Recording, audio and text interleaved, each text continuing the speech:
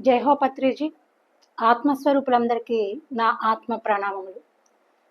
భీమవరం తటవర్తి వీర రాఘవరావు సార్కి, రాజలక్ష్మి మేడం గారికి నా ఆత్మ ప్రణామములు. ఈరోజు మనం రాఘవరావు గారు అందించినటువంటి జ్ఞానాన్ని తెలుసుకుందాం. ఏమిటి అంటే, అసలు మరణం అంటే ఏమిటి? మరణం తర్వాత ఏమి జరుగుతుంది? మరణం తర్వాత కూడా జీవితం ఉందా లేదా? మరణంతో ఇంకా ఏమీ లేదా, తరువాత ఏమీ ఉంటుందా అన్నది మనము తెలుసుకుందాము. అయితే మానవుడు మరణించిన తరువాత ఏమి జరుగుతుంది అనేది కూడా మనము తెలుసుకోవాల్సింది. కబీర్ వారు ఏమన్నారంటే, మరణించక ముందే మరణించిన వారు అమరులు అని కబీర్ వారు కూడా చెప్పడం జరిగింది. మరి మరణించక ముందే మరణించడం అంటే ఏమిటి అంటే, మరణించిన తరువాత కూడా ఎటువంటి జీవితం ఉంటుంది అనేది తెలుసుకోవడమే మరణించక ముందే మరణించడం అనేది. సరే, మానవుడు మరణించిన తరువాత శరీరం నుండి ఆత్మ బయటకు వస్తుంది. అది వెంటనే రాదు. మరణించిన కొన్ని 4-5 గంటల వరకు ఆత్మ ఉంటుంది లోపలే. కానీ చక్రాలు, మనలో 7 చక్రాలు ఉన్నాయని మనము తెలుసుకున్నాము. ఆ 7 చక్రాల యొక్క పని ఆగిపోతుంది. అంటే భూమితో మనకి కనెక్షన్ తెగిపోతుంది అన్నమాట. అప్పుడు కొంచెం కొంచెంగా ఇంకా దేహం మనం సూక్ష్మంగా పరిశీలిస్తే కొంచెం కొంచెంగా అక్కడక్కడ అవయవాలు కదలికలు ఉంటాయి. కాకపోతే మనము గమనించలేము అనుకోండి, అతి సూక్ష్మంగా ఉంటుందట. తరువాత 12 గంటల తరువాత ఏమవుతుంది? మనకి ఆత్మకి మధ్యలో సిల్వర్ కార్డ్ అనేది ఉంటుంది, వెండి తీగ అంటారు. అది తెగిపోతుంది. తెగిపోయినప్పుడు శరీరంతో పూర్తిగా కనెక్షన్ తెగిపోతుంది అనమాట. ఆత్మ మన పైన 12 అడుగుల పైన ఆత్మ వేలాడుతూ శరీరాన్ని చూసుకుంటూ ఉంటుంది. ఆ శరీరంలోనికి ప్రవేశించాలి అనేసి ఎంతో కృషి చేస్తుంది. అయినా కూడా ఆ ఆత్మ ఆ శరీరంలోనికి చేరలేదు. అప్పుడు తెలుసుకుంటుంది అది, నేను ఇంకా ఈ శరీరంలోనికి చేరలేను అనేసి. తెలుసుకుని తరువాత ఇంకా ఆ చుట్టుపక్కల ఉన్న భార్య కావచ్చు, భర్త కావచ్చు, పిల్లలు కావచ్చు, బంధువులు కావచ్చు, స్నేహితులు కావచ్చు, ఎవరైతే చుట్టుపక్కల ఉండి మాట్లాడుకుంటూ ఉంటారో ఆ మాటలు అన్నీ ఆత్మకి వినపడడం జరుగుతుంది. జరిగి వారి వద్దకు వెళ్ళి వారిని పలకరించాలని వారిని తట్టుతూ ఉంటుంది. నేను చనిపోలేదు, నేను ఉన్నాను, మీరు ఏడవకండి అని చెప్తూ ఉంటుంది. కానీ మనకి ఆ విషయం తెలియదు. ఆత్మ ఇలా అనేక రకాలుగా ప్రయత్నం చేస్తూ ఉంటుంది తిరిగి ఆ శరీరంలో ప్రవేశించాలని. తర్వాత ఎప్పుడైతే ఆ శరీరాన్ని దహనం చేస్తామో ఇంకా అప్పుడు దానికి పూర్తిగా తెలిసిపోతుంది, ఇంకా నాకు వీళ్ళతో ఈ శరీరంలోనికి ప్రవేశించలేను, నా శరీరము కాలి బూడిద అయిపోయింది అని అప్పుడు తెలుసుకుంటుంది. అప్పుడు తెలుసుకుని ఎంతో బాధపడుతూ ఉంటుంది. తిరిగి వారికి వేటిపైన ఎక్కువ వ్యామోహం, మమకారం ఉందో వారి వద్దకు వెళ్తూ ఉంటుంది.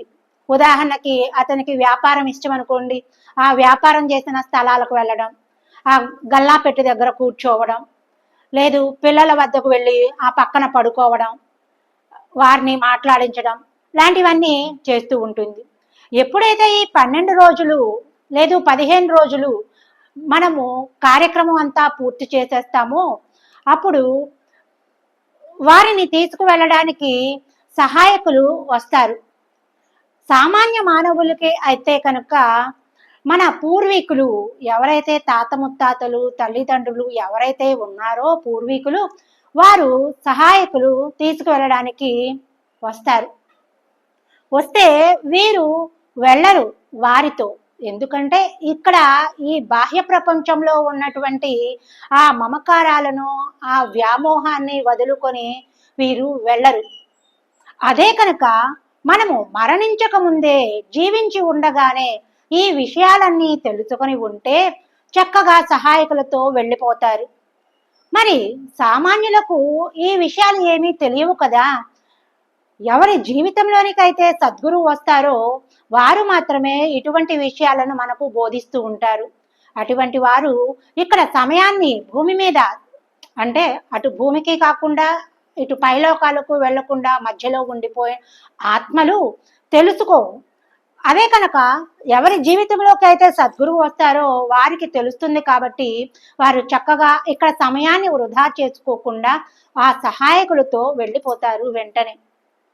కానీ ఎవరికైతే మరణానంతరం ఏమి జరుగుతుందో తెలియని వారు వెళ్ళరు, ఇక్కడే ఉండిపోతారు. ఎంతసేపటికి వాళ్ళు ఎంత చెప్పినా కూడా నీకు ఇక్కడ పని అయిపోయింది, నీ శరీరం కూడా కాలి బూడిదైపోయింది, ఇంకా నీ వారంటూ ఎవరూ లేరు, నీది ఇక్కడ ఏమీ లేదు అని చెప్పినా కూడా వినిపించుకోరు, అర్థం చేసుకోరు.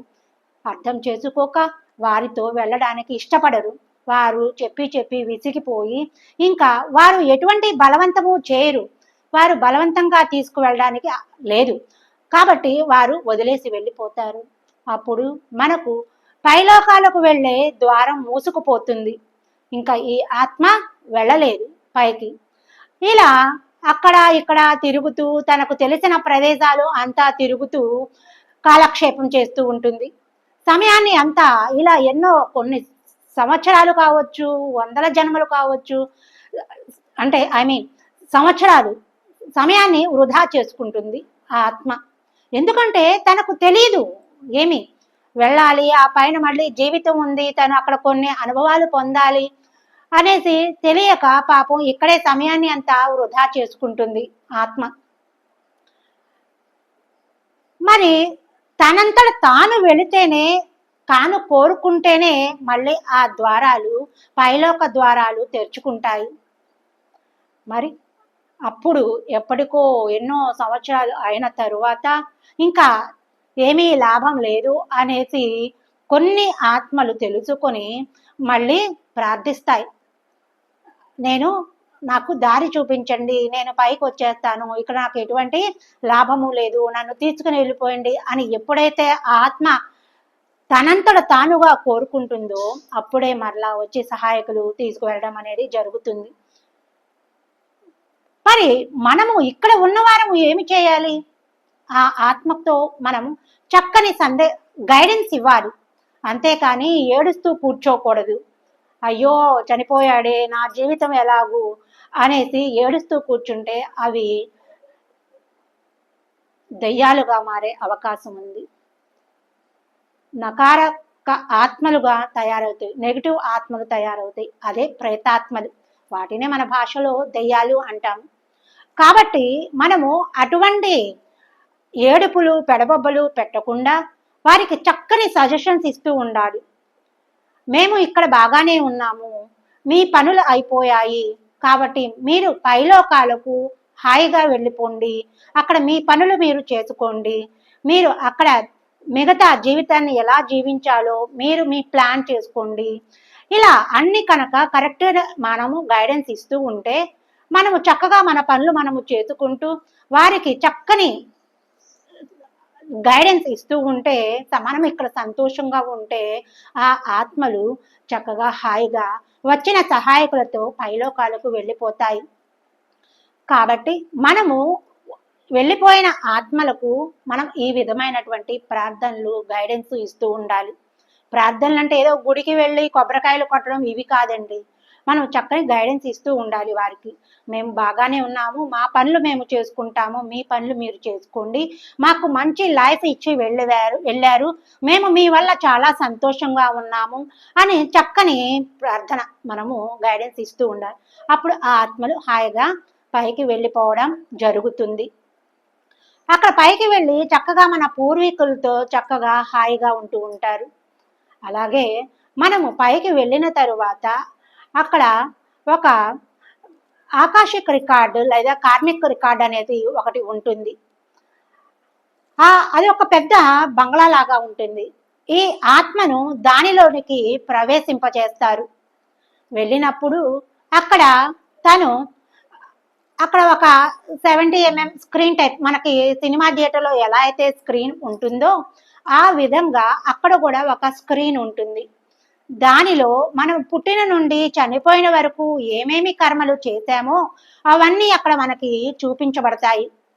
వాటి అన్నిటినీ చూసుకొని ఆ ఆత్మ తాను ఏమి మంచి పనులు చేశాడు, ఏమి చెడు పనులు చేశాడు, తను చెప్పి వెళ్ళినది ఏమిటి, వెళ్ళి చేసి వచ్చినది ఏమిటి అని అన్ని తనకు తానే చూసుకుంటాడు. అక్కడ ఎవరు పక్కన ఎటువంటి సహాయకులు ఉండరు. ఎవరు నువ్వు ఇంత వరస్ట్గా చేశావు, నువ్వు ఇంత వరస్ట్గా జీవించావు, నువ్వు ఇన్ని తప్పులు చేశావు అని బ్లేమ్ చేసేవారు కూడా ఉండరు. తప్పులను ఎత్తి చూపేవారు కూడా ఉండరు, నవ్వేవారు కూడా ఉండరు. అక్కడ ఒక్క ఆత్మ మాత్రమే తను చేసిన పనులు అన్నింటినీ చూసుకుంటుంది. చూసుకొని తను చేసిన పాపాలు ఏమైతే ఉన్నాయో వాటిని చూసుకొని ఎంతో బోరున ఏడుస్తుంది. ఎవరికైనా గత జన్మలో అతను ఎవరి తలైనా పగలకొట్టి ఉంటే అతనికి ఈ జన్మలో విపరీతమైన తలనొప్పి వచ్చేలాగా ఉండాలని, ఎటువంటి మందులకు తగ్గకూడదని, ఆ బాధను తాను అనుభవించాలి. ఇతరులకు నేను అంత కష్టాన్ని కలిగించాను కాబట్టి నేను మరు జన్మ తీసుకుని ఆ బాధను నేను అనుభవించాలి అని ఒక డిజైన్ చేసుకుంటుంది. అంటే మనం ఫొటోస్ దిగినప్పుడు మనకి వెనకటి రోజుల్లో రీల్ వచ్చేది చూసారా, దాన్ని నెగిటివ్ ఏదో అనేవాళ్ళం. ఆ టైప్లో ఒక రీల్ లాగా తయారు చేసుకుంటుంది.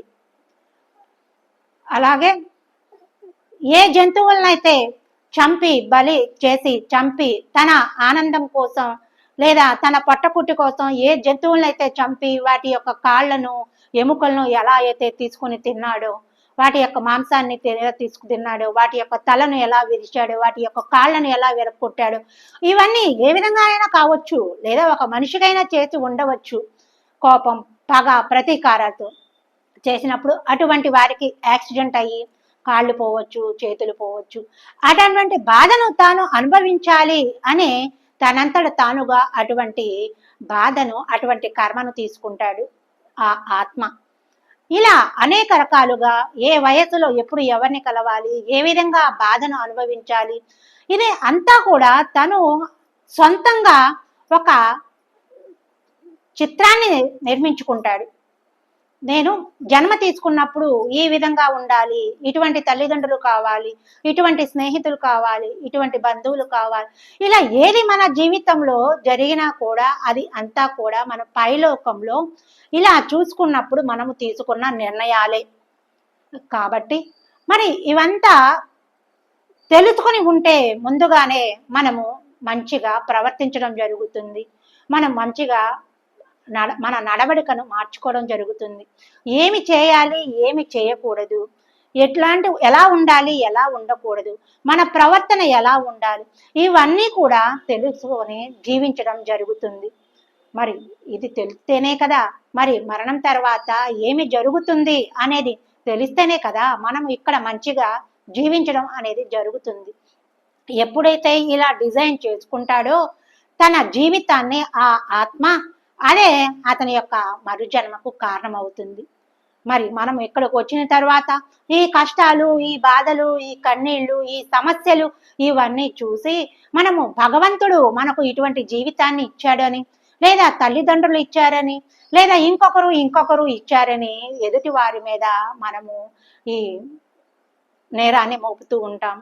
లేదండి, మనమంతా కూడా పైన ఆత్మగా ఉన్నప్పుడే మనం ఇదంతా డిజైన్ చేసుకొని మనకి పలానా కావాలి అనేది మనము డిజైన్ చేసుకొని ఈ భూమి మీదకి వస్తున్నాము. ఇదండి, మరికొన్ని విషయాలు మళ్ళీ తెలుసుకుందాము. కాబట్టి మనము ఎవరైనా మరణించినప్పుడు ఎప్పుడు కూడా రోధించకూడదు. ఎందుకంటే ఈ శరీరము వారికి ఇంకా ఉపయోగం ఉండదు. వారి కర్మలు ఇక్కడితో ముగిసిపోయాయి. వారు తెచ్చుకున్నటువంటి ఏవైతే కర్మలు ఉన్నాయో ఆ పనులు అవన్నీ కూడా అంతటితో ముగిసిపోయింది. కాబట్టి వారు శరీరాన్ని వదిలేసి వెళ్ళిపోవడం జరుగుతుంది. మళ్ళీ మరుజన్మ తీసుకుంటారు. కాబట్టి మనము దీని గురించి రోధించవలసిన అవసరం లేదు.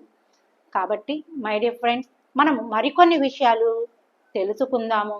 ఈ రోజుకు ఇంతవరకు ఈ జ్ఞానం నేను తెలుసుకున్నాను కాబట్టి మీతో పంచుకోవడం జరిగింది.